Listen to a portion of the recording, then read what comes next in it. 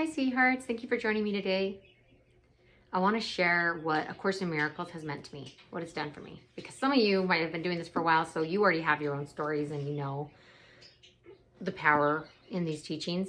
And some of you might be new to them and wonder, is this really even worth it? First of all, I do want to acknowledge that it was really hard for me. The first time I went through A Course in Miracles, I didn't believe half of it. I was like, this is insane. And it was even making me angry. And there was a lot of tears and there was a lot of frustration. Frankly, I'm surprised I kept going. Because there was a point about halfway through where I was experiencing ego dissolution and I felt completely untethered. I was like, well, if everything's meaningless, then why am I even here? And I didn't understand yet that what A Course was teaching me was that everything in the world of man, everything through the lens of ego is meaningless. That doesn't mean there isn't meaning. That doesn't mean that there isn't purpose. It's just that God and ego do not share the same purpose. But I just want to acknowledge, that the first time through, I didn't get it. I didn't believe half of it. And it was very challenging. And then going through it now for the fourth time, reading through the text and doing the workbook for students. And I've also done the workbook for teachers, but I've spent more time in the workbook for students. And gosh, my goodness, this is what it means to me now. I was so freaking trapped in fear, in pain, in recrimination. It was affecting my relationships. It was affecting my relationship to myself. It was affecting my happiness. I didn't even want to be alive some of the time before I did A Course in Miracles. I was so afraid of what other people thought about me. I was a people pleaser. Here's what I've gotten out of it. These principles. I no longer put anyone above me. I no longer put anyone below me. I look people in the eye as my equal, and I love them.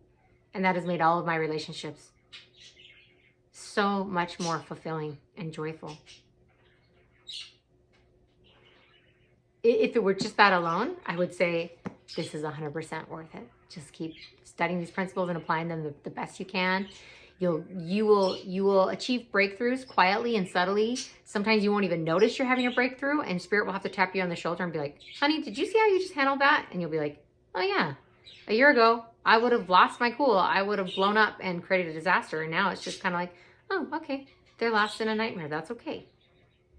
Total deep acceptance that other people have free will and get to choose for themselves.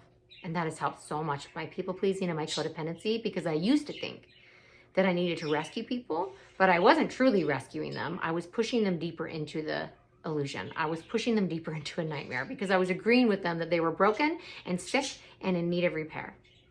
And now I look at people as their true authentic self. They are already perfect. I trust them. I love them. I honor them.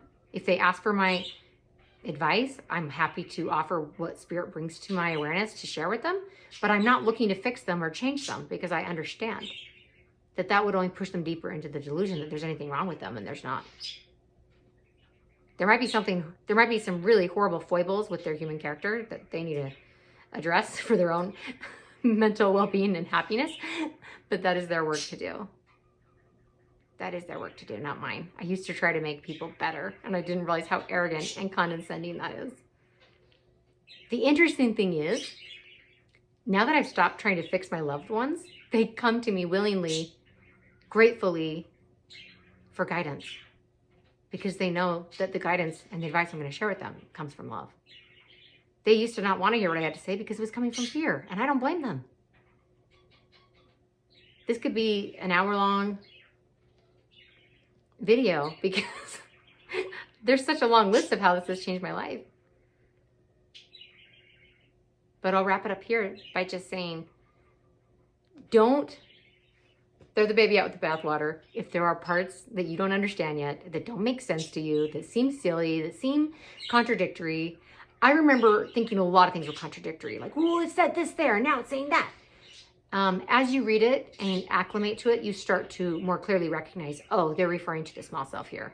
They're referring to ego. They're referring to the human thought system. And here it's referring to God's thought system. And it's very clear and obvious to me now, but I recall the first time going through it, sometimes tripping myself up because of that. So I encourage you to keep studying these principles, even if it's just watching these videos. That's great. You're getting a daily dose of ACIM in your life. And That's enough. In A Course in Miracles, it says even just a few minutes a day pondering these principles and applying them and feeling them in your heart and letting Spirit teach you is enough for you to become free and liberated. You're going to start, like I said earlier, you're going to start having breakthroughs without you even realizing it. It might even be the people around you pointing it out, like, why are you so chill now? Or why do you seem so much happier now? And you're like, oh yeah, I am happier. It's just gradual. It's gradual and incremental for most people. Some people do have spontaneous awakenings where they read a sentence and they just get it and they're like, ah. But for a lot of us, it is gradual and incremental. So don't give up. You're on the path. You're doing the right thing. You're amazing. I love you so much. Thank you for being here. I'll see you soon. Mwah.